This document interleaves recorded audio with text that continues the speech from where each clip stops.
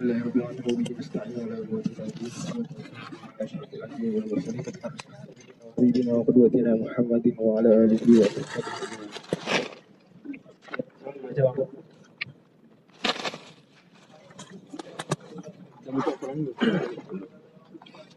أجمعين. Saya baca.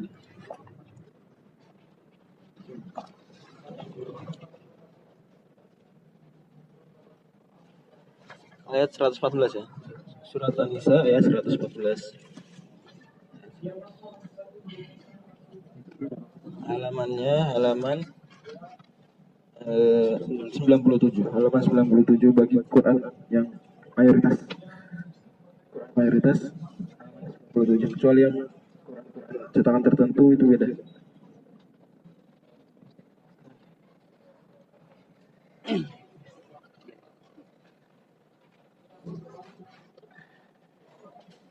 أعوذ بالله من الشيطان الرجيم.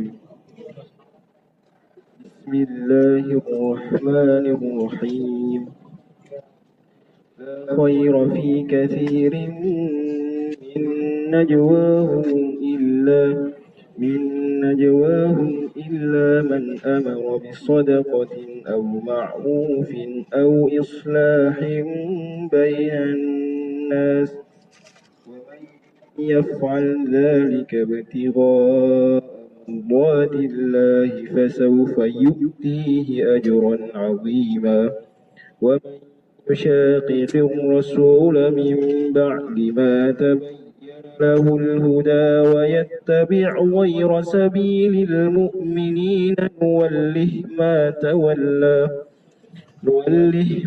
تولى ونصله جهنم وساءت مصيرا.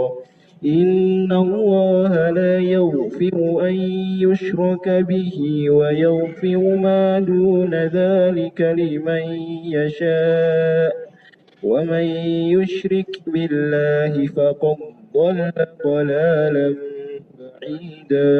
إن يدعون من دونه إلا إناثا يدعون إلا شيطانا مريدا لعنه الله وقال لأتخذن من عبادك نصيبا مفروضا ولأضلنهم ولأمنينهم ولآمرنهم فليبتكن آذان الأنعام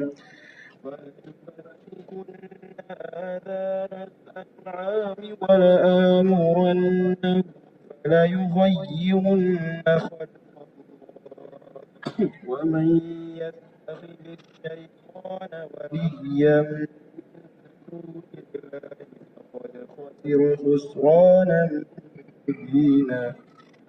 يعدهم ويمنيهم وما يعدهم الشيطان إلا غرورا. أولئك مأواهم جهنم ولا يجدون عنها محيصا. والذين آمنوا وعملوا الصالحات سندخلهم جنات تجري من تحتها الأنهار خالدين فيها أبدا وعد الله حقا ومن أصدق من الله قيلا. ليس بأمانيكم ولا أماني أهل الكتاب. من يعمل سوءا يجزى ولا يجد من دون الله وليا ولا نصيرا. ومن يعمل من الصالحات من ذكر أو أنثى وهو مؤمن فأولئك يدخلون الجنة ولا يظلمون نقيرا. ومن أحسن دينا ممن أسلم وجهه لله الله وهو محسن واتبع ملة إبراهيم حنيفا واتخذ الله إبراهيم خليلا ولله ما في السماوات وما في الأرض وكان الله بكل شيء محيطا ويستفتونك في النساء قل الله يفتيكم فيهن وما يتلى عليكم في الكتاب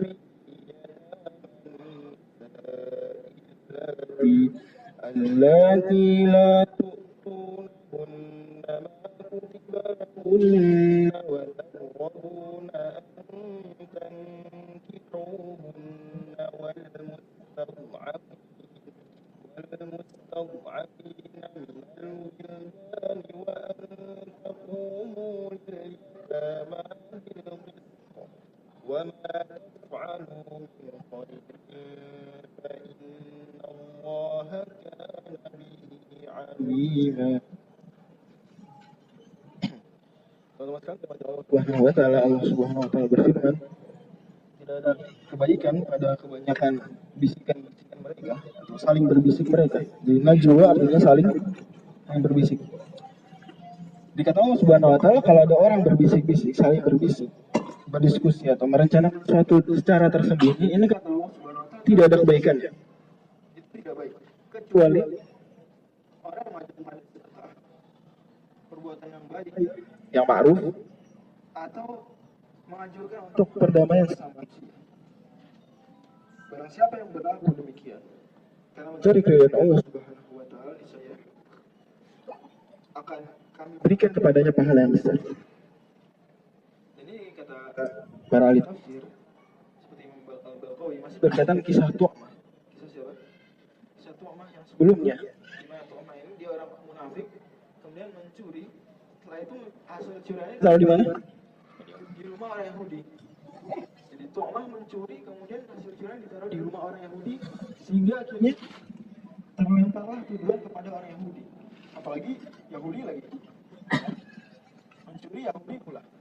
Berarti kan tuduhannya sangat berat sekali, ya. Sulit ditolak. Yahudi yang biasanya mengganggu kok mencuri ya wajar, ini biasa. Pasti dia yang salah. Dan Rasul hampir saja hukum orang Yahudi ini, kalau bukan Allah Subhanahu wa ta'ala bimbing Rasul SAW agar tidak berlaku keliru. Dan Rasul SAW akhirnya tahu bahwa yang berbuat curang jahat adalah Tu'mah, seorang munafik. Lantas kemudian kaumnya Tu'mah ini saling berbisik untuk merencanakan sesuatu yang buruk. Ya turunlah ayat ini, ya. Demikian. Walaupun kata Mujahid ayat ini berlaku juga untuk selain Tu'mah.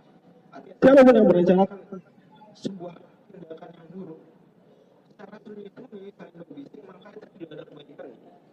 Kecuali yang melakukan itu karena tiga hal. Yang pertama, dalam rangka untuk bersedekah. Yang kedua, dalam rangka untuk apa? Kebaikan. Memerintahkan kebaikan. Amar ma'ruf.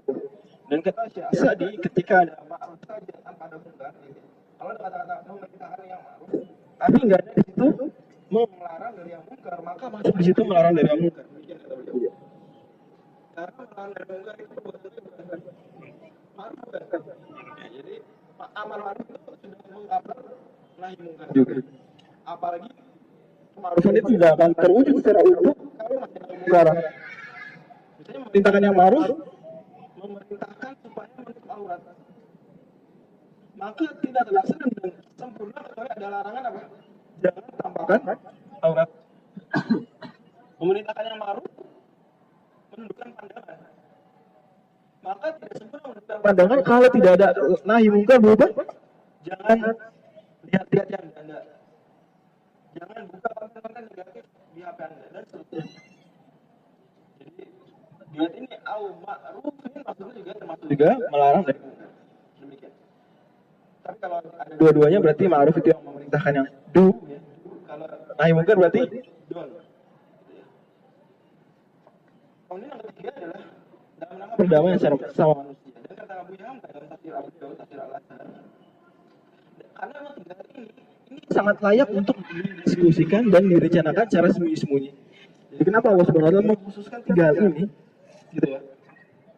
Padahal sudah Allah bilang inna amara bil ma'rufin cukup, kecuali yang memerintahkan yang ma'ruf. Kan mengcover juga sedekah, ya enggak? Mengcover juga enggak? Memerintah kepada yang ma'ruf, mengcover perintah kepada sedekah. Mengcover juga merintah kepada perdamaian. Tapi Allah sebutkan 3 hal ini secara khusus, ya. Dirinci demikian. Kata Bu Yanka, karena memang 3 hal ini idealnya dibicarakan secara sembunyi-sembunyi. Anda misalnya mau bakso, ya. Mau nyumbang patungan yuk, kenapa? Ini bulan teman kita orang tua sakit ahlan. Itu bisa ngomong itu enak nggak kira-kira? Dulu ada dia misalnya, enak nggak? Oh ya teman-teman itu patungan kenapa? Ayahnya Andi, ayahnya Rudi sedang sakit nih, parah di rumah sakit. Yuk kita jenguk nanti patungan yuk, gitu. Tapi di grup ada dia, enak nggak kira-kira? Dia enak. Makanya hal seperti ini sedekah, memberikan bantuan kepada sama itu baiknya didiskusikan secara sembunyi-sembunyi. Ya, sebenarnya saya punya beberapa salah satu grup alumni kalau ada nikah itu kita remove dulu orangnya tuh, kita remove dulu. Ya. Setelah itu dibaikin lagi. Gitu. Siapa yang melakukan kayak gitu juga? Anda gitu kita grup alumni SMA gitu. Ada nikahnya lagi 26 ini. Itu teman-teman saya angkatan 26 25 lah. Saya sendiri belum sampai 25. Itu kita remove dulu dia. Nanti masukin lagi. Tiba-tiba dia nikah datang udah ada hadiah atas nama alumni. Kemudian juga termasuk ini juga sama. Kita mau bikin aksi solidaritas atau aksi bagi-bagi jilbab atau tebar buku dan seterusnya, itu bagusnya tidak ditampakkan rencana di depan umum, rapat di Facebook misalnya, komen-komennya itu rapat, itu nggak etis. Yang gini-gini harus didiskusikan, dirapatkan, disyurokan, dilekokkan dan seterusnya, kemudian baru aksi. Apalagi yang ketiga itu mendampingkan antara pihak-pihak yang berselisih. Yang tidak etis kalau ada teman kita yang sudah berselisih kemudian kita berpikir bagaimana cara mendamaikan dia, tapi dia ada di komunitas tersebut atau di kelompok di majelis tersebut, ini tidak baik. Biasanya disembunyikan, oh kita diam-diam ya, ini kita undang makan, ternyata dua-duanya ketemu ya. Rudi sama Budi sedang tengkar. Udah Rudi kita ajak makan, Budi kita ajak makan juga, tapi dia nggak tahu bahwasanya bakal ketemuan. Pokoknya tahunya ketemu sama kita. Tiba-tiba datang sedang makan-makan, ternyata sering ketemuan, akhirnya adem lagi hubungan. Jangan kayak gini sembunyi-sembunyi nggak? Sembunyi-sembunyi demikian. Kata Bu Yangka demikian dalam tafsir 2, dan ini masya Allah istinbat yang sangat bagus dan belum saya temukan di tafsir-tafsir yang lain. Istinbat beliau, semoga Allah merahmati beliau. Wa may yushaqiqir rasul min ba'di ma tabayyana lahu huda wa yattabi' ghayra sabilil mu'minin nuwallihi ma tawalla. Oh ya, tadi saya pakai qiraat Duri an Abi Amr ya. Dari tadi faqad dhalla dhalalan ba'ida itu nggak boleh dipraktekkan dalam qiraat kita. Kita tuh kalau baca faqad harus faqad dhalla. Faqad dhalla. Cuma Duri Abu Amr ini qiraatnya sebagian orang Hadramaut dan sebagian kaum muslimin di Afrika Timur, ini qiraat dipraktekkan sampai sekarang secara luas di Afrika Timur dan di Hadramaut. Ini membacanya seperti itu. Nuwalli ma tawalla wa nuslih jahannam. Saat masih barang siapa yang memusuhi Rasul, sudah jelas petunjuk baginya dan dia mengikuti jalan bukan jalannya orang beriman, maka kami akan palingkan ia kemana ia mau berpaling. Artinya dia bertambah jauh dari kebenaran. Dan kami akan masukkan dia ke neraka jahanam, itulah tempat yang paling buruk, tempat kembali yang paling buruk. Ayat ini dijadikan dalil oleh Imam kita, Imam Syafi'i rahimahullah ta'ala, bahwasanya ijma adalah hujjah, bahwasanya ijma itu pasti benar, ya. Imam Syafi'i rahimahullah pernah ditanya oleh seseorang yang kurang suka dengan beliau, haternya Imam Syafi'i. Imam Syafi'i ya, kamu bilang katanya dalam kitab Ar-Risalah kamu ijma itu pasti benar. Ijma atau pasti ijma itu ya ittifaqu ulama il asri ala hukmil hadisati, kesepakatan ulama pada satu era, pada satu zaman terhadap hukum sesuatu. Ini ijma. Demikian didefinisikan oleh Imam Al-Haramain dalam matan beliau, matan Al-Warqat. Ulama il asri ala hukmil hadisati. Ya. Jadi kalau ada ulama, misalnya ulama hari ini sepakat. Ulama hari ini sepakat tentang hukum misalnya, ya. Apa kesepakatan ulama hari ini misalnya? Apa sih? Nah, fakta terbaru ya, Dewan Fatwa seluruh dunia ini sepakat terlarang. Itu terlarang.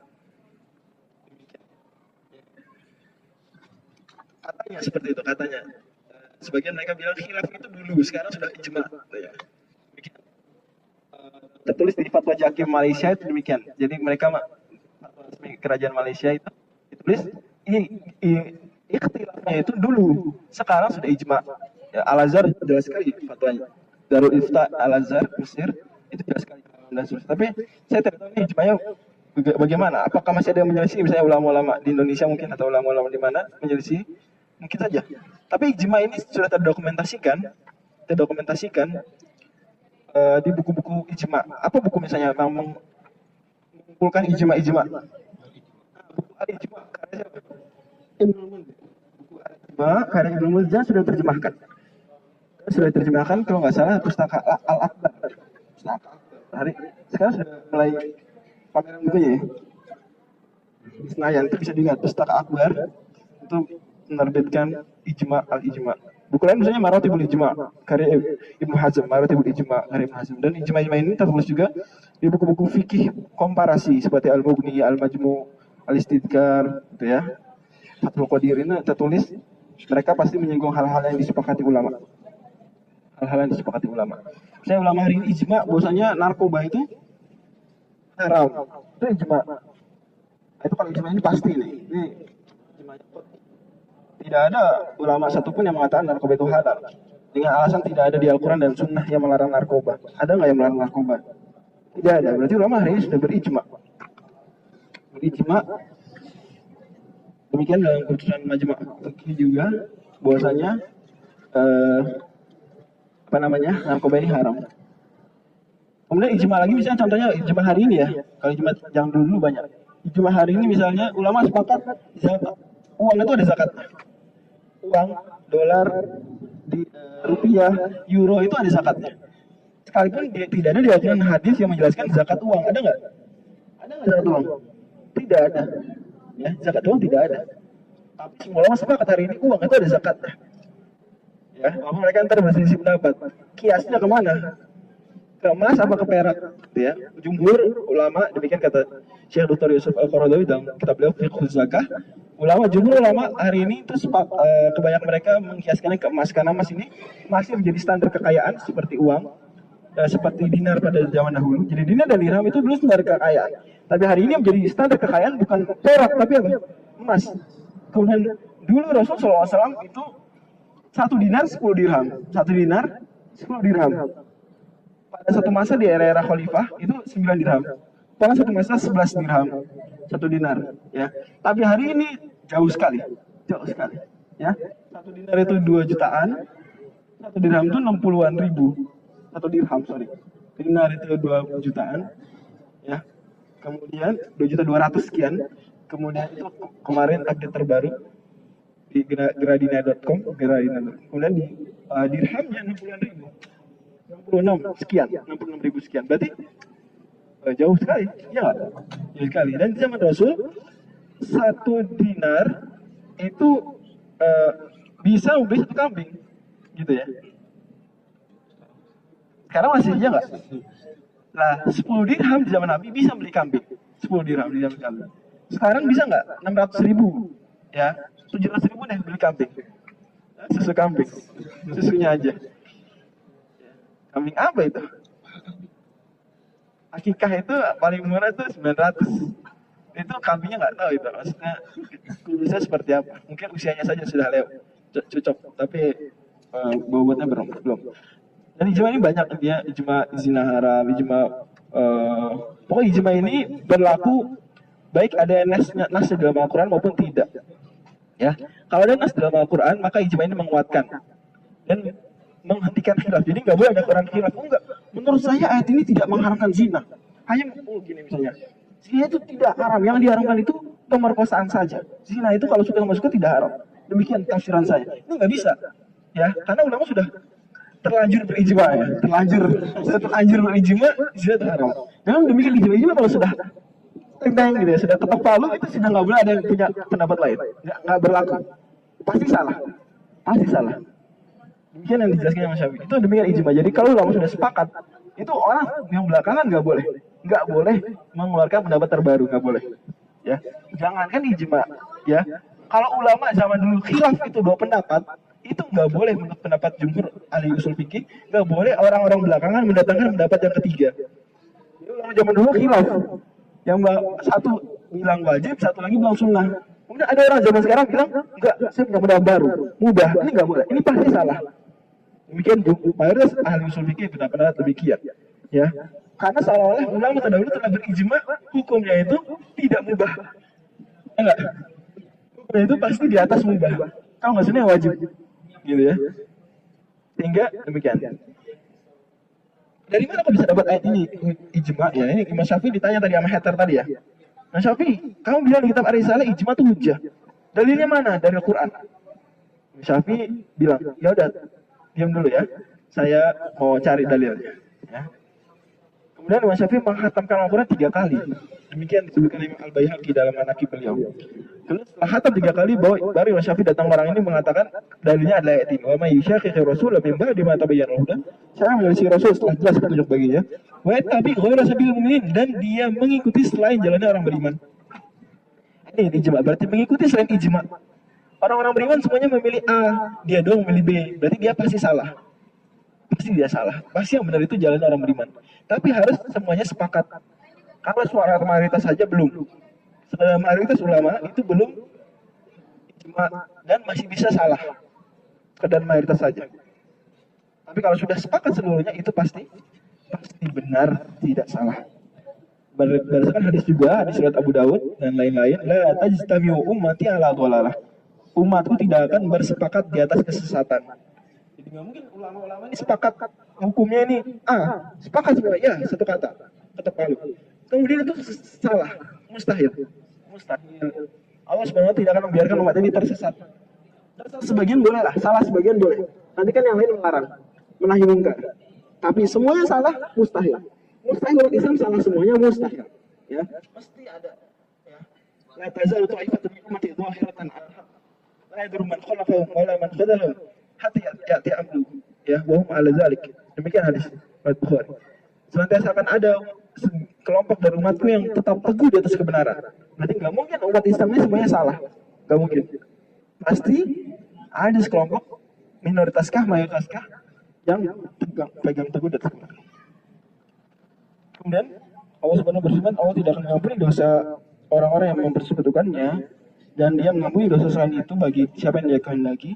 Dan barang siapa yang berbuat kemusyrikan, sungguh dia telah sesat sejauh-jauh. Ini sudah pernah berlalu ayat tentang ini, walaupun di akhirnya beda ya. Jadi awalnya saja sama. Ayat awalnya sama, di akhirnya beda. Kalau akhirnya kemarin ayat berapa loh? 40 berapa? Coba dilihat, 48 atau 46? Inna Allah la yaghfiru an yushraka bihi wa yaghfiru ma duna dzalika liman yasha wa may yusyrik billahi faqad iftara itsman 'azima. Ya? 48 benar ya, 48. Sementara di ayat ini wa may yusyrik billahi faqad dhalla dhalalan ba'ida. Demikian. Dan ini saya mau tanya lagi kepada para akhwat, ya, apakah maksudnya dosa syirik itu enggak diampuni? Maksudnya gimana? Orang musyrik nih ya, terus tobat, diampuni nggak tobatnya? Gitu. Coba akhwat jawab. Diampuni nggak? Diampuni. Nah ini Allah bilang, sungguh Allah tidak mengampuni dosa yang mempersekutukannya. Gimana? Kok kamu bilang diampuni sih? Maksud ayat ini yaitu di akhirat. Maksudnya. Jadi di akhirat nanti, ya, sudah meninggal semua orang ya, sudah dibangkitkan. Kemudian amal-amal dihitung. Lah, kalau ada dosa musyrik, ini tidak diampuni. Kalau pelakunya belum tobat di dunia. Jadi kalau pelakunya meninggal, tapi membawa dosa musyrik, ini tidak diampuni sama Allah. Tidak ada syafaat untuk orang yang berbuat musyrik, tidak ada.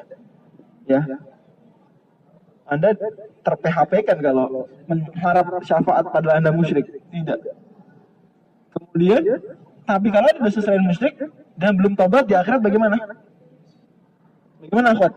Kalau dosa musyrik nih, Di dunia tobat bisa diampuni. Berdasarkan keumuman firman Allah nanti di surat Az-Zumar, innallaha yaghfiru dzunuba jami'a. Sungguh Allah mengampuni seluruh dosa. Dan juga karena orang-orang sahabat ini rata-rata pernah musyriknya enggak? Siapa sahabat yang enggak pernah musyrik? Sedikit sekali. Ya. Bisa dihitung dengan jari sahabat-sahabat senior yang belum pernah musyrik. Tapi mereka semua menjadi as-sabiqunal awwal, orang-orang terdepan di dalam agama kita. Karena mereka dulunya musyrik. Berarti kan kemusyrikan diampuni Allah Subhanahu wa taala. Berarti ayat ini maksudnya adalah di akhir. Nah, lantas kalau dosa-dosa selain musyrik tapi belum tobat pelakunya terus meninggal, misalnya pernah ya dia terlibat LGBT tapi belum tobat meninggal duluan. Terus misalnya korupsi belum tobat meninggal duluan. Nyontek pas ujian belum tobat meninggal duluan. Ya. Dan seterusnya ini gimana? Nanti keadaannya di akhirat. Diampuni nggak sama Allah? Diampuni. Gitu aja harus diampuni. Gimana? Langsung diampuni gitu gue. Berarti nggak usah tobat ya. Nanti diampuni. Gimana dong? Benar belum coba. Terserahkan. Apa nih akidah Ahlussunnah wal Jamaah? Wa man yamut wa lam yatub min dzambihi fa amruhu mufawwadun li rabbih. Barang siapa yang meninggal belum tamat dari dosa besarnya, maka sana terserah sama Tuhan. Kalau insya'a ghafar lahu wa afa anhu. Ya, kalau Allah mau, Allah ampuni dia. Tapi kalau Allah enggak mau, Allah hukum dia. Demikian yang kita tahu. Insya'a ghafar lahu wa afa anhu bi fadlihi wa insya'a azabahu bi adlihi. Tsumma yadkhulu fi birahmati. Jadi kalau kehendaki dia diampuni dosanya langsung gratis, langsung masuk surga, nggak langsung neraka dulu. Tapi kalau nggak mau ampuni maka dia masuk dulu ke neraka, kemudian akan masuk surga juga nanti akhir. Karena dosa yang benar-benar mengeluarkan seorang tidak dari surga, dia tidak bisa masuk surga, itu dosa musyrik. Adapun selain musyrik maka masih bisa masuk surga walaupun mungkin di nerakanya lama dulu. Seperti kemarin kita bahas dosa membunuh. Dosa membunuh Allah Subhanahu wa taala katakan kekal di neraka, khalidan fiha. Yang sebagian tafsir menafsirkan khalidan fiha, kekal di dalamnya, yakni khalidan ay tawilan fiha, yaitu dia sangat lama di situ. Demikian. Sebagian tafsir menafsirkan kekal di situ sangat lama. Dan orang Arab terkadang bilang sesuatu yang sangat lama itu kekal. Terkadang seperti itu. Ya, saking besarnya dosa membunuh. Demikian ya. Kemudian kata Allah Subhanahu wa taala, "Iya dauna min dunihi illa inatan wa iya dauna illa syaitan marida." Sebenarnya mereka tidaklah menyembah mempertuhankan kecuali perempuan-perempuan. Inas ini aslinya adalah perempuan-perempuan. Yang dimaksud perempuan-perempuan di sini adalah berhala-berhala. Loh kok gitu? Masa perempuan tafsirnya berhala sih? Oh, tak dulu. Demikian tafsiran Ibnu Abbas dan semua sahabat menafsirinya berhala-berhala. Kenapa? Karena para kalau musyrikin menamakan berhala mereka dengan nama-nama perempuan seperti Al-Lata, Al-Uzza, Al-Manah. Seperti di surat apa tuh? An-Najm. Ya, Al-Faraitumul Lata wal Uzza wa Manata tsalitsatal ukhra alakum dzakar wal unsa. Jadi yang awal seolah menyindir. Kali ini katanya menganggap perempuan itu remeh, rendah. Demikian ini Islam menghormati perempuan. Cuma kalau orang musyrik itu meremehkan perempuan. Sehingga Allah bilang, kalian kan meremehkan perempuan. Lah kok nyembah perempuan? Gitu. Ya toh. Kalian nih orang-orang musyrik itu perempuan gak dikasih warisan. Perempuan itu bahkan diwarisi. Jangan gak diwarisi, diwarisi bahkan. Kemudian perempuan itu kalian kalau dapat anak perempuan tuh kalian mukanya pucat, ya malu, bahkan kalian bunuh hidup-hidup dia masih kecil. Pokoknya kalian ini benar-benar merendahkan perempuan. Tapi kalau kalian mau menyembah Tuhan yang namanya perempuan, Allah sindir mereka. Iya dauna min duni ila inaka. Demikian. Bahkan dalam kira lain illa unusan. Illa usunan. Jadi kira lain bukan kira 10, bukan juga 14. Illa usunan. Usun jamak dari ausan. Ausan jamak dari wasan. Demikian. Wa yad'una ila syaitanin marida, dan mereka sebenarnya tidaklah menyembah kecuali setan yang durhaka.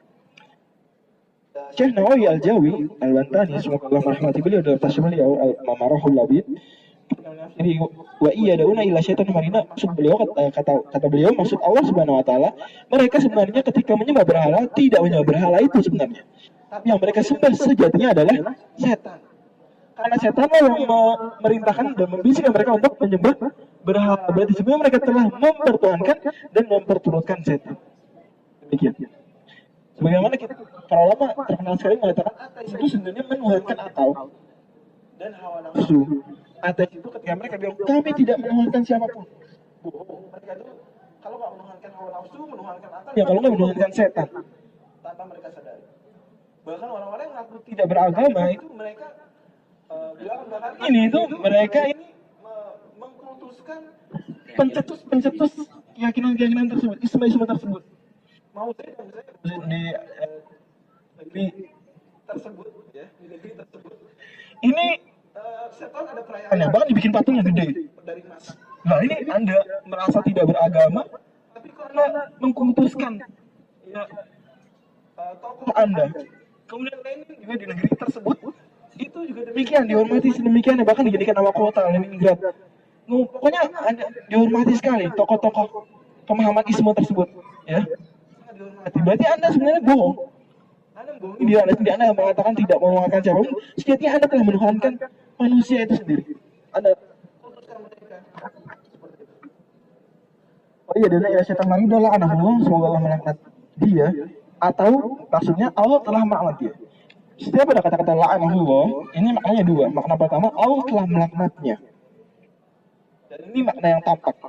Adapun makna yang tersirat adalah la'anahullah artinya semoga Allah melaknat dia, demikian. Persis seperti rahimahullah. Rahimahullah maknanya ada dua. Makna pertama, Allah telah merahmatinya, dan ini makna yang tampak. Makna yang tidak tampaknya adalah ini demikian. Yuradu bil insya, jadi al-ikhbar wa yuradu bil insya. Jadi kata-kata bentuknya adalah kabar, pernyataan, tapi maksudnya itu bukan pernyataan, ya doa. Maksudnya semoga Allah merahmatinya. Dan ini juga berkaitan dengan kata-kata almarhum. Demikian kata Syekh Ibnu Utsaimin rahimahullah taala. Kalau yang dimaksud almarhum adalah dia terahmati, pasti dirahmati Allah secara dipastikan, maka ini sebaiknya dihindari kata beliau. Tapi kalau dimaksud dengan mengucapkan almarhum, maksudnya semoga Allah merahmati dia, seperti kata-kata rahimahullah. Rahimahullah juga artinya Allah telah merahmatinya loh. Rahimahullah artinya Allah telah merahmatinya, pakai fi'il madhi lagi. Ya. Tapi kan kita nggak maksud itu, kita maksudnya semoga Allah merahmati. Kalau kayak gini maka kata Syekh boleh. Kalau kayak gini maka kata Syekh boleh, walaupun memang yang lebih baik adalah pakai kata-kata yang sudah terkenal sebelumnya, yaitu rahimahullah atau rahmatullahi alaih atau Allah yarham, itu lebih selamat. Tapi sekali lagi harus ditafsir seperti tadi. Kemudian kata Allah Subhanahu wa taala, wa qala takhidanna min ibadika nasiban mafruḍa, aku akan tarik dari hamba-hamba engkau sebagian mereka akan aku sesatkan. Walau udillannahum walau man yamnahum, aku akan sesatkan mereka pasti, dan aku akan janjikan mereka angan-angan yang semu ya, al-amani, angan-angan yang semu kata Syekh Nawawi. Ini pasti bawa pada dua hal, yaitu al-hirs dan al-amal, yaitu keinginan yang menggebu-gebu dan harapan yang tidak disertai dengan usaha. Ini biasanya seperti itu. Al-amani ya, ini biasanya seperti itu. Pasti mewariskan, yang pertama adalah keinginan yang terlalu menggebu-gebu, tidak sesuai dengan kenyataan, atau yang kedua adalah angan-angan belaka tapi tidak disertai dengan usaha. Itu demikian biasanya, angan-angan dan khairan-khairan kalau berlebihan pada diri seorang. Maka setan ini memanfaatkan hal tersebut. Setan memanfaatkan hal tersebut dengan memperbanyak angan-angan dalam diri seseorang. Kamu nih mau ngaji one day one juice, udah deh jangan sekarang. Nanti kalau kamu sudah selesai skripsi kamu, bisa deh ngaji one day one juice. Ya. Skripsi, ternyata langsung sibuk apply sana sini. Susah telawah. Aduh gimana ya one day one juice ya? Dibisikin lagi. Nanti kalau kamu sudah dapat kerjaan, bisa deh one day one juice. Oh iya. Dia bikin planning lagi. Ya nanti kalau sudah saya dapat kerja, one day one juice. Ternyata dapat kerja, di komplek yang macet gitu. Macet, gak dijangkau dengan komuter lain lagi. Berarti harus naik umum deh. Waduh susah. Macet lah. Gimana nih? Satu setan, nanti tenang, kamu kan baru masuk kerja. Masih kamu kerjaannya banyak nih. Nanti kalau kamu naik jabatan, kerja kamu dikit, kamu bisa nyuruh-nyuruh orang. Mau jadi kepala bagian, udah deh kamu nyuruh-nyuruh orang, kamu gak kerja capek gini lagi. Iya ya. Nanti kamu bisa tilawah tuh. Oh iya bener. Kalau kepala bagian, sibuk rapat. Sibuk, sekarang pikiran yang sibuk, mungkin tangannya gak sibuk, pikirannya sibuk gitu ya. Ngurus ini, tanggung jawab, gitu. Ke atasan juga bikin laporan, gitu kan, kepala bagian gitu. Tenang aja kata setan. Sekarang kamu kepala bagian mungkin capek, ntar lagi kamu jadi bos. bisa deh lewat aja 10 sehari juga bisa deh. Jadi ibu bisa capek lagi, pusing mikirin wah gimana nih rapat dengan direksi apa namanya pemeriksaan hal gitu, wah ribet lah, nama ribet. Setan, kamu tenang aja, nanti bis ini kamu kan bentar lagi usia 50 tahun, kamu pensiun, pensiun dari pesangon udah kamu bebas di rumah, dirawat deh, puas-puasin tuh, hafal tiap hari juga bisa. Ternyata udah pensiun, waduh, gimana jokernya gitu ya, udah mulai lambat. Ya tahu pensiunnya sibuk juga bisnis, sibuk golf gitu ya. Apa pensiunnya nge-grab gitu ya, dia nge-grab, gitu ya. Saya nganggur nih, wah gimana nih pensiun, nge-grab lah, sibuk lagi, gitu. Jadi hati-hati nih, ya hati-hati dengan kata-kata saufa kata Rasulullah SAW. Iya aku mau taswif, ya jangan saufa tuh dibuang nih, ya oke. Benar teman-teman, gue gak tahu mau tanya, apa nih? Kemudian kata setan, ini kata-kata setan semua nih dari tadi nih, ya. Dan aku akan menguasai mereka. Ya, kemudian aku akan perintah mereka untuk memotong telinga binatang ternak. Maksudnya memotong telinga binatang ternak adalah binatang bahirah namanya. Nanti kayak kita bahas kalau sudah sampai surat Al-An'am insyaallah. Insyaallah. Mudah-mudahan Al-An'am kita sampai sebelum tahun ajaran ini berakhir insyaallah. Ya. Malah mungkin selesai Al-An'am insyaallah sebelum tahun ajaran ini berakhir. Itu nanti di sana akan ada tentang atau Al-Maidah juga sudah dibahas disebut atau yang di Al-An'am dibahas disinggung-singgung lagi tapi nama-namanya akan Allah sebutkan di surat Al-Maidah. Akan Allah sebutkan di surat Al-Maidah nama-namanya. Nanti akan Allah singgung sekali lagi Allah perjelas di surat Al-An'am. Yaitu nanti mereka kalau punya onta ya mencapai usia tertentu ya, sudah melahirkan misalnya laki-laki berturut-turut 5 kali atau misalnya sudah melewati usia tertentu, mereka ada kriteria tersebut tertentu itu mereka akan potong telinganya. Bahirah ini dipotong telinga dan kalau sudah dipotong telinganya menjadi unta suci, unta keramat. Jadi konsep binatang keramat itu konsep juga konsep jahiliyah, konsep binatang keramat. Dan kalau sudah dipotong telinganya ini tidak boleh ditunggangi, tidak boleh disembelih, pokoknya keramat dihormati. Seperti itu. Itu ya. Maksudnya seperti itu, memotong telinga binatang. Artinya ini ungkapan setan akan memerintahkan mereka dan membisiki mereka tahayul khurafat, mengkeramatkan sesuatu gitu ya. Animisme dan dinamisme itu akan setan langgengkan dan promosikan di kalangan manusia. Ini janji setan. Ini kata setan dan aku akan memerintahkan mereka untuk mengubah ciptaan Allah. Maksudnya mengubah ciptaan Allah, ini ditafsirkan oleh Kementerian Agama adalah mengadakan upacara ibadat yang baru. Ini tafsir Kementerian Agama. Demikian. Sorry. Fala yughayyiruna khalqallah. Ini maksudnya adalah fala yughayyiruna dinallah. Dan ini tafsir jumhur sahabat. Ibnu Abbas, Ibnu Umar dan lain-lain menafsirkan fala yughayyiruna khalqallah, mengubah agama Allah. Membuat ibadah baru, kemudian pokoknya bikin ritual-ritual yang baru. Ini akan setan perintah atau membuat keyakinan baru dan seterusnya. Ya. Tafsirannya dari fala yughayyiruna khalqallah adalah mengubah ciptaan Allah, yaitu seperti misalnya menindik, mentato yang diharamkan, ya. Dan hal ini atau misalnya operasi plastik padahal tidak darurat, ya. Maka ini semuanya masuk dalam konteks mengubah ciptaan Allah. Dan ini tafsiran sebagian sahabat juga. Ya, demikian. Dan ini dikuatkan oleh banyak ulama tafsir seperti misalnya Syekh Al-Jawi. Semoga Allah menjaga dan merahmati beliau. Kata setan, kata Allah Subhanahu wa taala, barang siapa menjadikan setan sebagai penulisannya Allah, sungguh dia telah rugi sekali. Ya, khosira khusranan mubina. Setan ini menaburkan janji-janji dan angan-angan kosong, dan tidaklah janji setan kecuali hoax, tipuan belaka, ila gurura. Mereka itulah yang kembalinya akan neraka jahanam dan mereka tidaklah mampu lari darinya.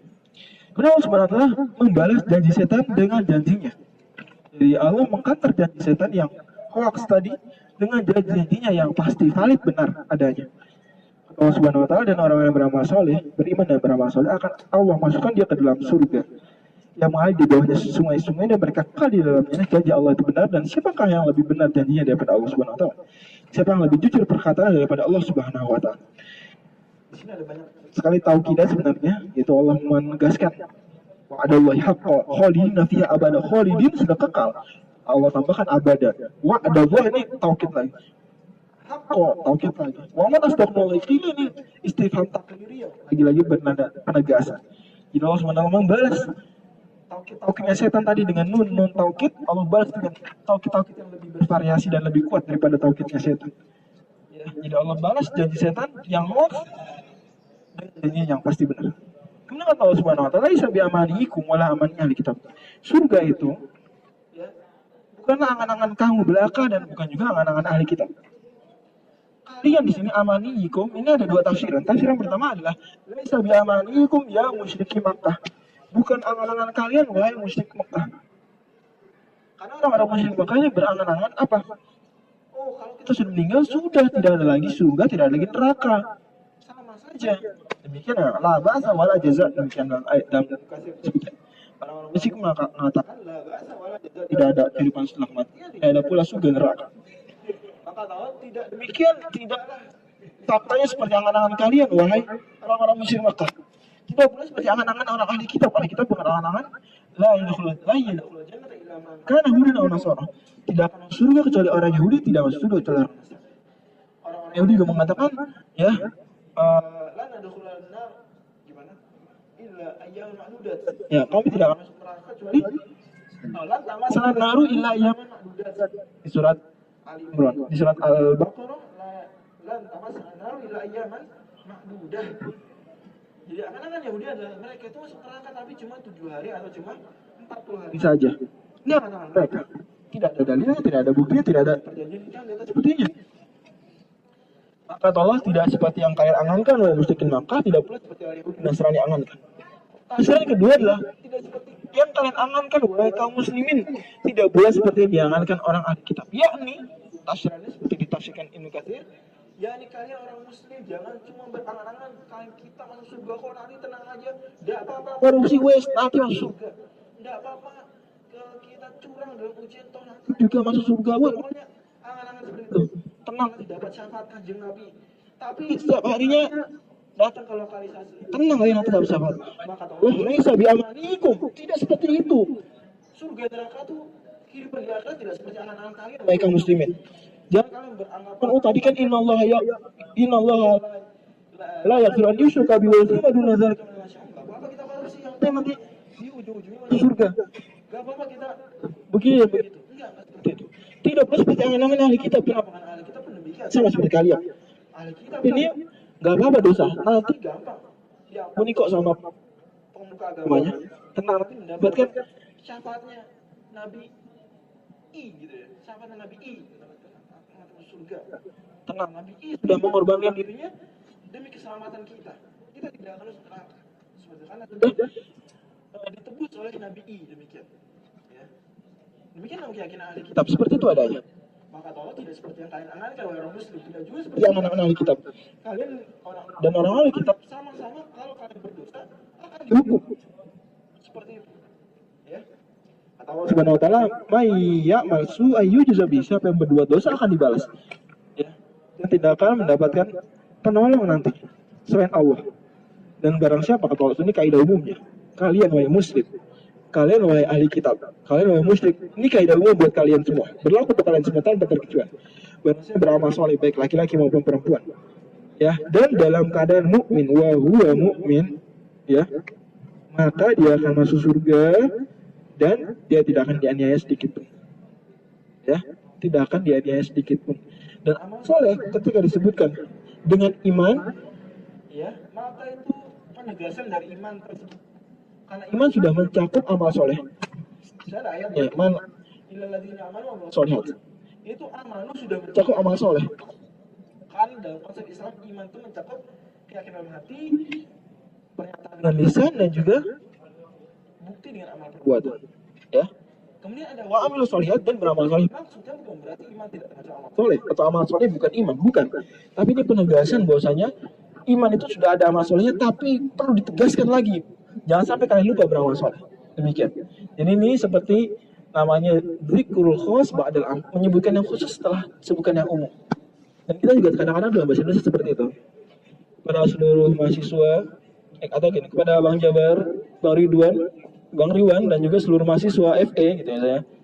Harap datang segera ke MUFE. Ada bagian kurma gratis. Pengumuman di mana tuh? Itu di pesantren tuh. Kan ini berarti Kenapa Bang Jamal disebutkan, Bang Riwan disebutkan gitu ya? Kenapa? Apa mereka bukan mahasiswa FE? Udah disebutkan tanding, berarti ada spesialnya. Entah karena mereka ini kalau dipanggil secara umum jarang datang sehingga harus disebutkan secara khusus. Entah karena mereka ini kedudukannya mulia, istimewa sehingga harus disebutkan secara khusus. Nggak bisa, harus kepada yang terhormat. Gitu. Disebutkan secara khusus gitu ya. Padahal sebenarnya para hadirin sekalian yang terhormat kan cukup masuk itu, berarti yang datang mau Pak Presiden kayak mau Pak Dekan mau Pak Rektor masuk, tapi kan mereka orang istimewa berarti harus disebutkan secara khusus. Ini demikian juga amal. Tapi kalau ada amal, disebutkan amal satu tempat dalam Al-Quran tanpa ada imannya, amal doang, ini nggak ada imannya, itu berarti tercover juga di situ syarat sahnya amal yaitu keimanan. Karena amal dari orang yang tidak beriman itu tidak diterima, gitu ya. Jadi kalau ada ayat, ada hadis tentang amal soleh, itu include di situ syarat apa? Beriman. Jadi nggak bisa nunggu, yang pun sedekah, pahalanya gini. Lah orang ahli kitab sedekah gimana? Ya nggak diterima. Nggak masuk. Ya, gitu. Ini mohon camkan baik-baik. Agar jangan sampai mengira setiap ada ayat ini berlaku untuk muslim dan selain muslim, tidak. Ya, amal soleh itu sahnya dengan syarat keimanan.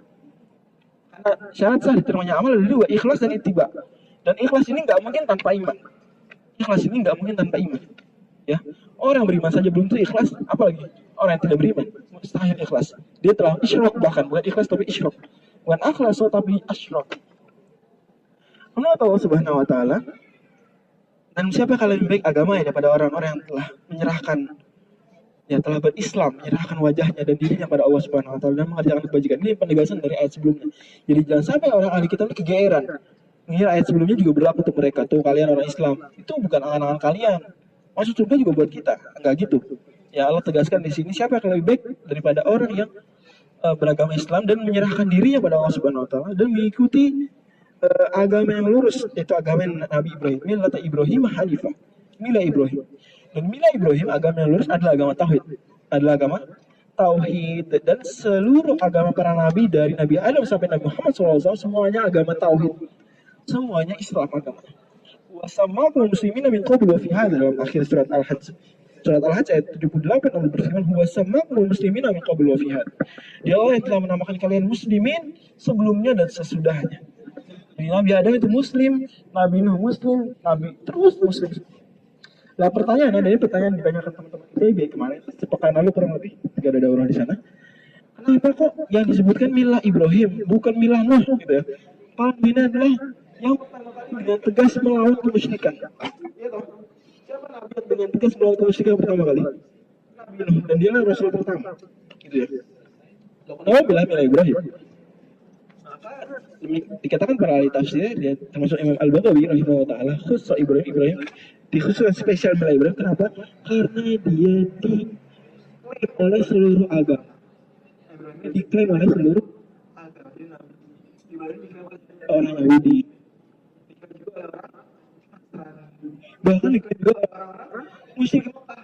Dia orang musyrik Mekah diklaim Ibrahim itu agamanya apa? Nyembah berhala, gitu jawabannya. Orang-orang musyrik Mekah itu mengaku kita berada di atas agama Nabi Ibrahim. Kamu Muhammad ini menyimpang dari agama Nabi Ibrahim. Demikian.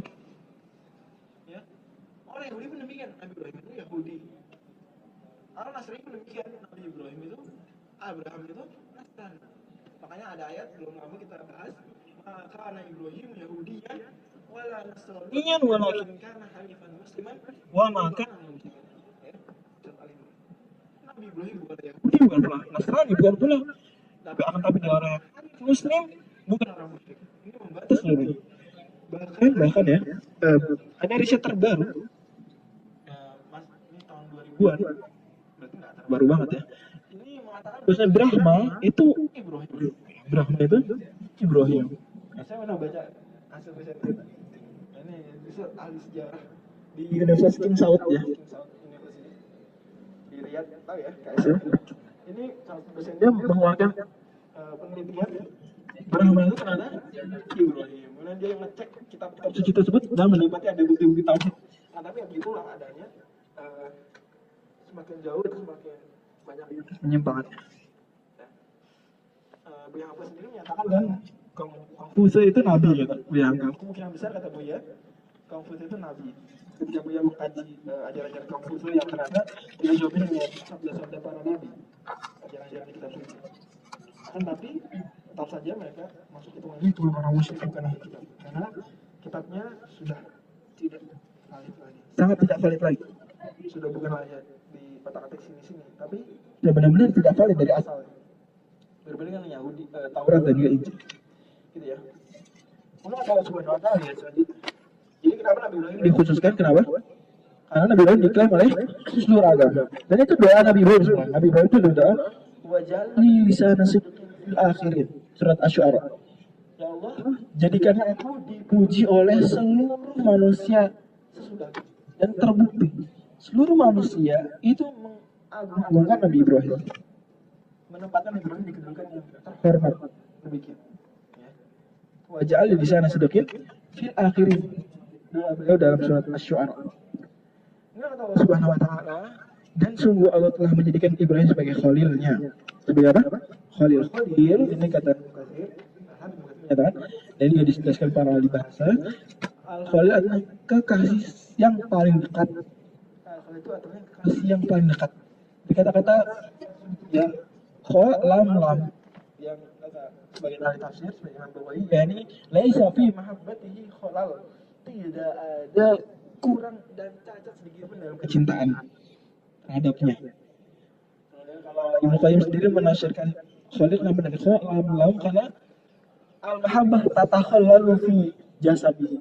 Kecintaan telah meresap di dalam badannya. Ininya lam ini ilmu istiqaq namanya. Jadi kenapa kok katanya namanya ini? Ini karena begini dan begitu, itu ilmu istiqaq dalam bahasa Arab. Ya. Dan kata Ibnu Qayyim dalam kitab beliau, apa kita beliau kira-kira hal bahas cinta-cinta nih? Kita tahu gitu ya. Ini Khalil ini bukan kekasih yang paling dekat. Tingkatan cinta paling tinggi itu al-khullah, kekhalilan, khalil. Ya, khalil itu tingkat cinta paling tinggi. Dan Ibnu Qayyim menyebutkan cinta itu ada 10 tingkatan. Dan bukan di sini tempat untuk membahas. Yang paling tinggi itu ada derajat khalil. Jadi cinta nih, kan berarti kan cinta sama anak beda dengan cinta sama istri, cinta sama teman beda dengan cinta sama orang tua, gitu. Beda. Dan ketika Allah sebenarnya menjadikan Nabi Ibrahim sebagai Khalil, dan ini ada kata Khalil, ada ya, kata Al-Khalil ada Hebron di Lebanon, Hebron. Khalil, kata Al-Khalil. Sekarang katanya namanya Al-Khalil. Orang-orang Inggris bilangnya Hebron. Katakan dulu ya Ibrahim. Hebron. Ya. Ketika Allah sebenarnya menjadikan Nabi Ibrahim sebagai Khalil, ini adalah disepakati seluruh Ahlussunnah wal Jamaah. Ahlussunnah wal Jamaah disepakati Nabi Ibrahim ini sebagai Khalil kekasih Allah. Dan kecintaan Allah terhadap Nabi Ibrahim dan kecintaan ini tidak sama seperti kecintaan manusia, tidak. Ya, tolong dipahami. Setiap ada kata-kata Allah cinta, sungguh Allah cinta, Allah menjadikan Nabi Ibrahim sebagai kekasih. Ini kita semua Ahlussunnah wal Jamaah sama sekali tidak membayangkan cintanya Allah itu seperti cintanya manusia. Tidak. Sebagaimana Allah Subhanahu wa taala zatnya tidak sama seperti zat manusia. Sifatnya tidak sama seperti sifat manusia, maka demikian juga dengan cintaannya. Jangan dikatakan, seperti orang-orang sebagian kalangan yang menyelisih Ahlussunnah wal Jamaah dari Mu'tazilah ini mengingkari hal ini. Kalian Ahlussunnah wal Jamaah ini payah, kenapa kok payah? Masa Tuhan dibilang cinta-cinta, emang Tuhan ini kasmaran, gitu kata orang. Emang Tuhan ini galau apa? Cinta lagi dapat gebetan gitu, kata orang Mu'tazilah. Kalian Ahlussunnah wal Jamaah musyabbihah, menyerupakan Allah dengan makhluknya. Allah cinta-cinta, Allah itu enggak mencintai, Allah itu enggak punya kekasih, emang kalian punya kekasih? Itu Mu'tazilah. Tapi Ahlussunnah wal Jamaah mengatakan tidak. Kami tak menyatakan Allah Subhanahu wa taala mencintai dan Allah Subhanahu wa taala memiliki khalil. Tapi kita semua sepakat kecintaan Allah tidak seperti kecintaan manusia. Berbeda. Jangankan cinta Allah yang berbeda dengan cinta manusia. Kamu nih Mu'tazilah, iya. Cinta nggak kamu Mu'tazilah? Iya. Kamu cinta nggak sama istri kamu? Iya. Kamu cinta nggak sama teman kamu? Iya. Cinta nggak sama guru kamu? Iya. Sama murid kamu cinta nggak? Cinta nggak? Apa cinta yang 4 itu sama? Cintanya, bentuk cintanya sama nggak? Tidak sama. Apatah lagi dengan cintanya Allah Subhanahu wa taala. Itu ya. Ini kaidah besar dalam akidah Ahlussunnah wal Jamaah, yaitu setiap ada ayat, setiap ada hadis ya, yang terkesan di situ menyerupakan Allah dengan makhluknya, maka Ahlussunnah wal Jamaah ini mengimaninya tapi menyerahkan bagaimananya itu kepada Allah Subhanahu wa taala. Mengimaninya, tidak menolaknya seperti kaum Mu'attilah, seperti Mu'tazilah dan Jahmiyah. Kalau ada ayat, wah ini apa nih ayat kok kayak gini, dibuang sama mereka. Tidak, Ahlussunnah wal Jamaah mengimani. Tidak pula seperti Musyabbihah atau Mujassimah, kelompok-kelompok yang menyerupakan Allah dengan makhluknya, ya. Kalau ada ayat-ayat seperti ini, berarti Allah itu mencintai seperti cintanya manusia kepada manusia yang lain. Kita tidak seperti itu. Ahlussunnah wal Jamaah itu moderat. Jadi moderat yang semoderat-moderatnya adalah Ahlussunnah wal Jamaah. Itulah moderat yang semoderat-moderat. Semua yang mengaku moderat tapi tidak sesuai dengan Ahlussunnah wal Jamaah, maka itu pastilah ekstrem kanan atau pastilah ekstrem kiri. Sadar atau tidak sadar. Gitu ya. Dan banyak sekali hadis-hadis bahkan muttafaqun alaih tentang Ibrahim sebagai Khalil yang menguatkan ayat ini. Banyak sekali hadis riwayat Bukhari dan Muslim. Allah Subhanahu menyebutkan dan milik Allah langit dan bumi dan semua Allah meliputi segala sesuatu. Al-Muhit ini nama dari nama-nama Allah sebagaimana hadis riwayat Tirmidzi. Al-Muhit nama dari nama-nama Allah Subhanahu wa taala. Wa kana Allahu bikulli syai'in muhita. Allah meliputi segala sesuatu. Ilmunya, kekuasaannya dan seterusnya. Ya. Dan kenapa Allah Subhanahu wa taala menyebutkan ayat ini setelah menjadikan Ibrahim sebagai Khalil? Wallahu a'lam bishawab. Walaupun ini belum saya dapatkan dalam buku tafsir. Barangkali sebabnya adalah karena Allah Subhanahu wa taala ketika menyebutkan Nabi Ibrahim Allah jadikan kekasih, seolah-olah ada mungkin yang beranggapan kalau gitu Allah butuh dong. Ya, berarti Nabi Ibrahim ini kedudukannya bukan hamba dong. Mungkin seperti itu. Maka Allah katakan semua nilai dan bumi ini milik Allah. Allah tidak butuh pada semuanya. Allah semuanya milik Allah, semua ciptaan Allah. Allah menguasai semuanya. Ya. Maka Nabi Ibrahim Allah tidak butuh kepadanya. Nabi Ibrahim pun bukan kedudukannya di atas para hamba, tidak. Nabi Ibrahim tetap seorang hamba, tetap seorang rasul saja, bukan Tuhan. Karena Nabi Ibrahim termasuk langit dan bumi, termasuk milik Allah, termasuk yang Allah kuasai. Ya, jadi ayat ini faidahnya adalah mengklirkan syubhat kalau ada yang beranggapan setelah ayat tadi, jangan-jangan Allah ini butuh pada Nabi Ibrahim. Atau jangan-jangan Nabi Ibrahim ini kedudukannya sebagai Tuhan atau sebagai dewa. Tidak. Semua di langit dan bumi milik Allah dan semuanya Allah kuasai. Akhirnya Allah SWT berfirman dan mereka para sahabat meminta fatwa kepada engkau. Ini Nisa dalam urusan wanita, dalam banyak urusan wanita.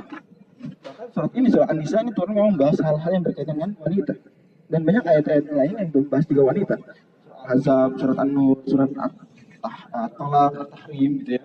Ini juga wanita. Inilah yustikum fihin, katakanlah Allah telah memberikan fatwa kepada kamu tentang mereka. Ya, jadi Allah SWT dalam Al-Quran sudah memberikan fatwa-fatwanya berupa ayat-ayat. Banyak sekali ayat tentang wanita itu adalah jawaban dari permintaan fatwanya para sahabat. Hadis-hadis juga demikian. Dan faedahnya di sini adalah bahwasanya Nabi SAW juga bertindak sebagai mufti. Nabi SAW juga bertindak sebagai mufti. Jadi kita kemarin sudah belajar Nabi SAW juga bertindak sebagai apa? Mujtahid.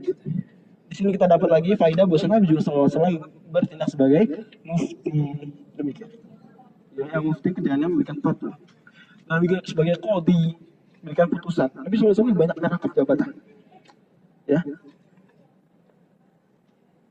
Kemudian kata Allah Subhanahu wa taala, "Wa ma yutla fil kitab." Begitu juga termasuk yang Allah fatwakan kepada kalian adalah ma yutla fil kitab, yang Allah Subhanahu wa taala bacakan kepada kalian dari ayat-ayat Al-Qur'an mengenai anak yatim perempuan yang kalian tidak memberikan hak mereka. Sedangkan kalian dalam terjemah Kementerian Agama menguatkan tafsiran wa targhabuna fi, ada fi-nya, an tankihuhum. Kita bahas sedikit aja. Jadi wa targhabuna an tankihuhum ini ada pembahasan di sini. Ada kata-kata roghiba ini ada preposisinya. Roghiba itu artinya mau ya, usaromu roghiba itu berharap ya. Tapi dia tergantung preposisinya. Kalau preposisinya roghiba fi wa targhabuna fi an tankihuhum, berarti artinya dan kalian ingin menikahi mereka. Ya. Tapi kalau preposisinya roghiba an, berarti di ayatnya wa targhabuna an tankihuhum, berarti artinya kebalikannya, dan kalian tidak ingin menikahi mereka. Ya kan demikian. Jadi kalau kita sehari-hari ngomong nih, arghabu fi berarti suka. Tapi kalau arghabu an berarti nggak suka. Contoh hadis misalnya man raghiba an sunnati, siapa yang tidak suka sunnah, bukan siapa yang cinta sunnah, tidak. Ya. Man raghiba an sunnah, siapa yang tidak suka sunnah. Jadi hati-hati nih dalam bahasa Arab raghiba fi artinya bertolak belakang dengan raghiba. Gimana dalam bahasa Inggris begitu ya? Kata-kata yang tergantung preposisinya bisa positif bisa negatif, bisa berlawan. Contohnya apa?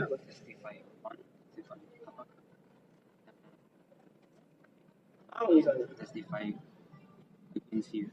Oh, berarti upon dan against. Upon dan against boleh. Berarti kalau kira-kira di bahasa Inggris nih ilah sama ana gitu ya, boleh. Doa juga sama nih, doa, da'a kalau pakai la ya, da'a itu laka. Saya mendoakan kebaikan untukmu. Tapi kalau da'a itu alaika artinya apa? Saya mendoakan keburukan untukmu. Jadi da'a, li sama da'a, ala itu beda banget artinya. Atasmu. Sebenarnya dari Arba'in nomor 23, wal Qur'anu hujjatun laka au alaika. Dan Al-Quran akan menjadi pembelamu atau penuntutmu. Akan menjadi advokat buat kamu atau jadi jaksa atas kamu. Jadi Al-Quran ini siap membela kamu atau nanti akan menjatuhkan kamu. Hujjatun laka au alaika. Laka ini ala ini bilang beda. Doa kalau ada orang nikah gimana? Barakallahu laka. Oh barakah. Bedanya apa? Bedanya kalau laka berarti semoga Allah memberkahi yang enak-enak buat kamu. Ya, lagi bulan madu semoga berkah ya. Lagi lahiran anak nih semoga berkah ya. Lagi makan malam di mana? Di SS semoga berkah ya gitu ya. Gak dapat endorsement ya saya mohon ya. Jujur gak ada endorsement ya. Gak dapat cuma terkejut saja dengan tempat itu gitu ya. Jadi sebutkan mudah-mudahan teman-teman mampir ya. Nah ini bukan jualan ya, bukan gak masalah sponsornya tuh. Tapi barokah alaika itu artinya apa? Ini anak-anak berarti semoga berkah ya kalau lagi berantem, semoga berkah ya kalau lagi sakit anaknya, semoga berkah ya kalau keguguran kandungan. Jadi doa ketika orang nikahan tuh komplit, gak cuma enak-enaknya tapi juga ya gak enak. Jadi ketika didoakan baru alaika itu semua orang ngingetin, nikah tuh gak enak, gak cuma enak doang loh, gitu. Salah gitu. Kalau ngerti dia, oh iya ya, gitu ya. Jadi sadar, oh iya barakallahu laka barakah alaika, gitu ya. Oke. Ayat ini, watarghabuna an tankihun, Allah nggak sebutkan apa ya? Preposisinya. Dan kata para tafsir berarti kalau Allah tidak sebutkan preposisinya berarti ada beberapa kemungkinan. Kemungkinan dua yaitu fi atau an. Dan dua-duanya benar, ada. Dua-duanya bisa, tapi dengan pemahaman yang seperti ini. Dan dua-duanya pemahaman para sahabat. Ya. Tafsiran yang dilogikan oleh Kementerian Agama adalah fi. Jadi ada anak yatim dan kamu nggak berikan hak mereka dan kamu mau menikahi mereka, gitu ya. Ceritanya gimana ceritanya? Kata Aisyah di sini dari Imam Muslim, Aisyah menafsirkan ayat ini fi. Jadi kalian ini ketika dititipi anak berarti perempuan. Dan ada perempuan ini setelah tumbuh baik ternyata masya Allah, gitu ya. Sudah kuliah misalnya, masya Allah, buat kalian terpesona. Kemudian kalian berpikiran untuk apa? Menikahinya. Kan boleh dong. Orang anak yatim dititipi ke saya, boleh. Gitu.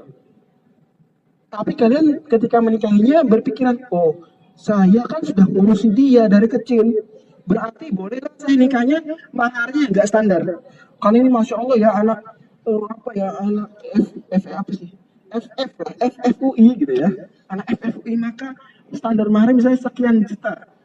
Tapi gua ini kan saya ngurus dia kan tinggal di rumah saya, ya dek maharnya ini rata-rata saja ya. Sebenarnya perempuannya nggak suka, tapi gimana nggak enak lah orang si bapak ini yang selama ini ngurus saya tau, gitu ya. Akhirnya ya wes lah bapak nikah. Berarti dia tidak memberikan haknya, yaitu berupa apa? Mahar yang layak. Perhatikan ya. Jadi dalam Islam tetap saja perempuan itu ada level-levelnya mbak, mas, ya. Tetap nih, jangan mahar kan yang penting direndahkan. Aksaruhunna barokatan, aisaruhunna mahran gitu. Di situ dia hafal. Tapi lupa sama ayat-ayat lain yang mengingatkan ya wa ataitu dahuna kintaran, kalian memberikan harta yang banyak pada perempuan, mahar itu yang banyak. Intinya seperti itu. Ini perempuannya ada mohon maaf ya, standar maharnya beda dong, ya enggak? Beda. yang jaket kuning sama yang jaket nggak kuning beda nggak kira-kira nih? Ya yang kerja di yang beda dengan yang ada Hafizah gitu ya. 30 juz beda dong dengan yang juz 30 gitu ya. Beda nggak standarnya? Ya beda. Atau dari daerah A beda nggak dengan daerah B? Ya dari pulau J dengan pulau S beda nggak? Beda gitu ya. Suku S dengan suku M beda nggak? Beda juga. Jadi anggap sama. Wah, dulu bapak saya ini kalau ibu kamu orang J gitu saja. Nah, kamu mau ngelamar orang M misalnya, ya nggak disamakan. Kayak gitu. Seperti itu ya. Nah, di sini dia merendahkan mahar, tidak memberikan mahar. Kenapa? Atau merendahkan mahar karena dia sudah diurus. Maka marah. Jangan seperti itu. Sekalipun kamu telah merawat dia dari kecil, tetap berikan mahar sesuai dengan standar. Ini tafsiran watar hubungan fi. Tafsiran kedua adalah watar hubungan an. Ini ada riwayat lain. Juga diriwayatkan Aisyah. Jadi Aisyah ini menafsirkan dua tafsiran. Kata Aisyah radhiyallahu anha, yakni ini tafsiran dikuatkan sahabat-sahabat laki-laki yang lain seperti Abbas, yaitu ada seorang yang dititipi anak yatim perempuan, ya. Kemudian anak yatim ini dia nggak mau nikahi, dia nggak mau nikahi, dia nggak suka karena lidah matiha gitu. Terjemahnya cari sendiri. Dia nggak mau nikahi karena alasan tertentu. Karena alasan tertentu dia nggak mau nikahi. Tapi di saat yang sama dia tidak berikan haknya. Yaitu bagaimana? Hartanya ini dia tidak mau lari ke orang lain. Kok bisa lari ke orang lain? Iya, dengan cara dinikahi. Jadi nanti ada laki-laki datang menikahi. Mau ngelamar, misalnya. Dia nggak mau nikahi. Kenapa? Karena dia mau apanya? Harta ini tetap sama dia. Atau dia tidak berikan hak-hak lain dari sisi penghidupannya. Karena dia ini tidak disukai oleh si bapak yang dititipi. Hartanya nggak dikasih. Kemudian pokoknya dianaktirikan. Walaupun bukan anaknya, tapi dianaktirikan. Artinya perlakuannya benar-benar beda dengan anak-anak kandungnya.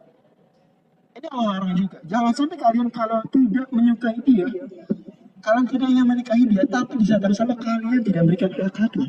Jangan. Kalian suka dengan dia, jangan juga berlaku curang. Kalian nggak suka juga jangan curang, jangan zalim. Demikian ya maksud ayatnya. Dan juga Allah Subhanahu wa Ta'ala memberikan penjelasan tentang anak-anak yang lemah. Ini sudah dibahas di awal surat, yaitu jangan kalian embat hartanya yang kalian ambil. Dan juga anak-anak yatim yang kalian urus, hendaklah kalian urus dengan cara adil. Jadi kebaikan apapun yang kalian lakukan, sungguh Allah Subhanahu wa Ta'ala mengetahui. Sungguh Allah Subhanahu wa Ta'ala mengetahui. Kalau kita lihat berikutnya, ini nggak ada pertanyaannya, karena kita mulai sangat terlambat, saya nggak tahu kenapa nih terlambat tadi. Ini kalau yang sebelumnya saya minta maaf karena saya terlambat, dan itu di luar kemampuan saya sebagai manusia ketika itu. Di luar ini saya. Kemudian kalau yang sekarang, saya nggak tahu kenapa terlambat. Dan terlambatnya banyak juga. Ya. Mudah-mudahan ke depan kita mulai jam 4, Masya Allah. Insya Allah. Ya. Ini selanjutnya Allah Subhanahu wa Ta'ala coba dilihat. Ini saya baca waktu di Abi Amr lagi. Ada bedanya. A'udzu billahi minasyaitonir rajim. وإن امرأة خافت من بعلها نشوزا أو إعراضا فلا جناح عليهما أن يصالحا بينهما صلحا والصلح خير وأحضرت الأنفس الشح وإن تحسنوا وتتقوا فإن الله كان بما تعملون خبيرا ولن تستطيعوا أن تعدلوا بين النساء ولو حرصتم فلا تميلوا كل الميل فتذروها كالمعلقة وإن تصلحوا وتتقوا فإن الله كان غفورا رحيما وإن يتفرقا يغن الله كلا من سعته وكان الله واسعا حكيما. Kepada Allah Subhanahu wa taala. Karena Allah berfirman, jika ada seorang perempuan yang khawatir, mungkin bimbang atau khawatir suaminya ini berlaku nusyuz kepadanya. Masih ingat nggak nusyuz apa tuh? Nusyuz ini masih ingat nggak di awal surat An-Nisa nih? Gimana nusyuz itu apa? Dan durhaka, nusyuz itu durhaka.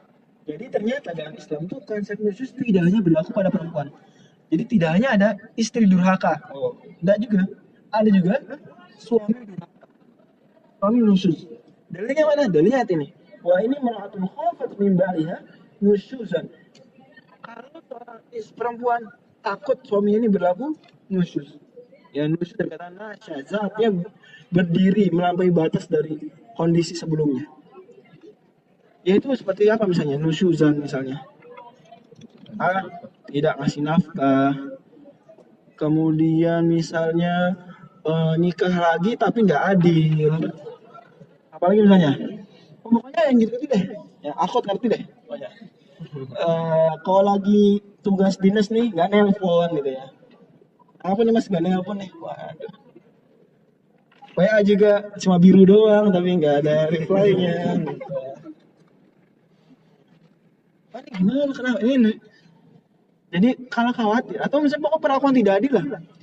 Misalnya, perlakuan rodon atau didiemin. Nah ini didiemin ya. Jadi suami saya agak baik sih, nggak jahat gitu ya. Tapi kok saya kayaknya didiemin, dicuekin gitu ya. Agak dingin nih hubungan suami saya dengan saya. Gitu ya.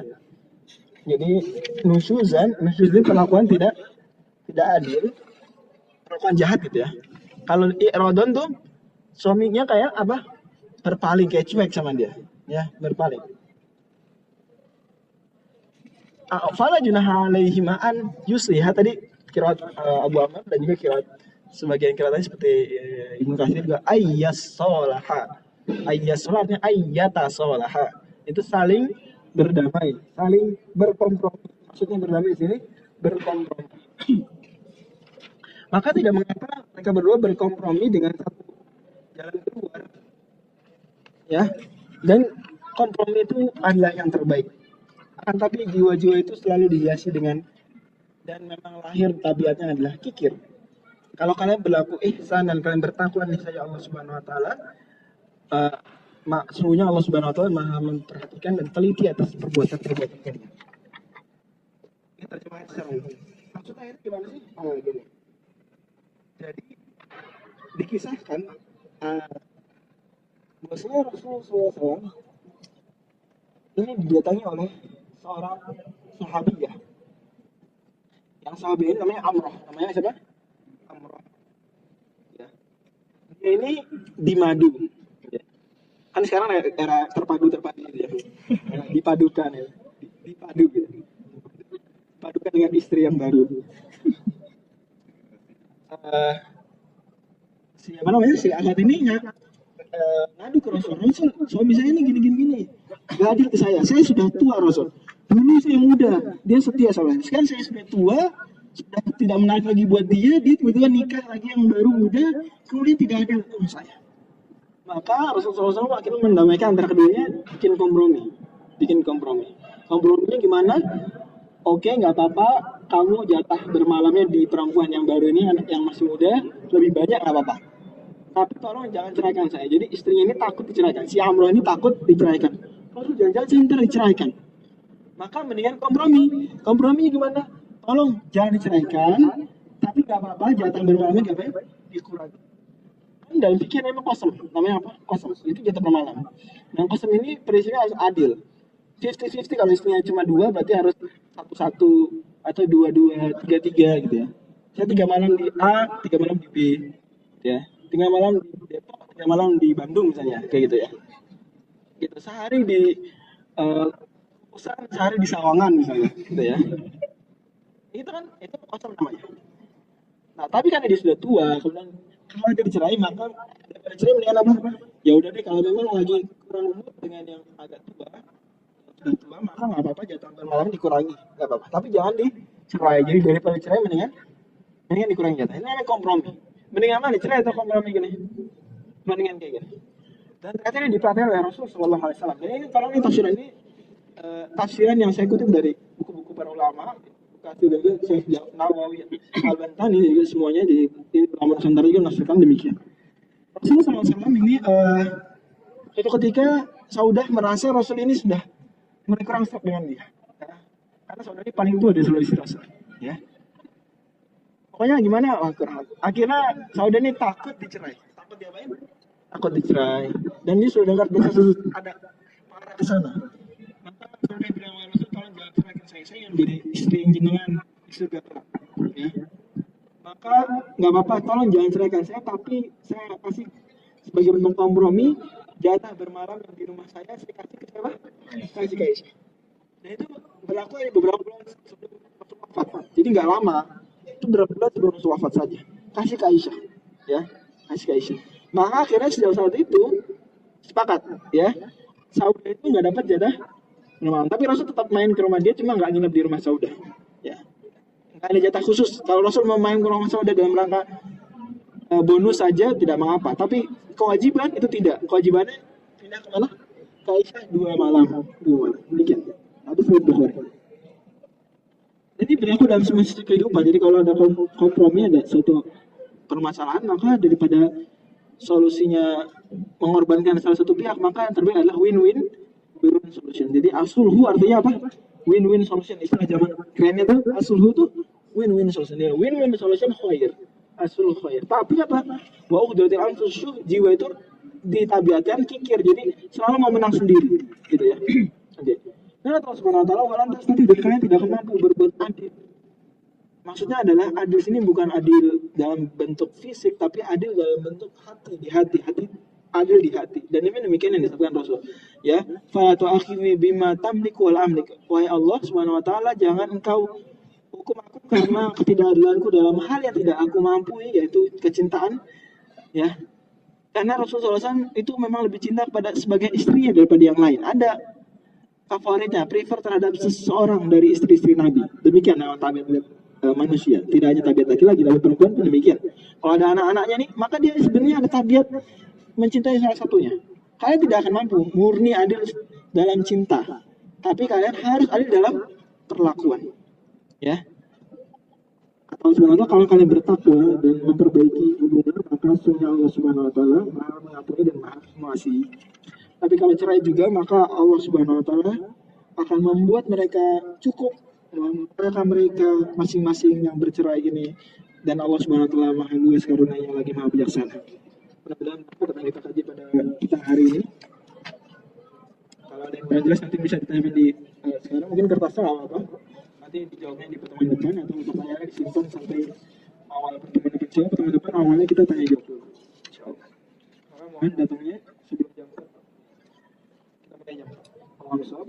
Ini maghribnya 51 ya. Saya izin tidak sampai maghrib, saya ada mau datang ke rumah saya seorang pada maghrib, jadi saya balik duluan, sholatnya di Masjid Al-Furqan aja. Kalau ngantar sholat sini langsung balik lah, tergantung azan. Demikian kita tutup. Subhanallah.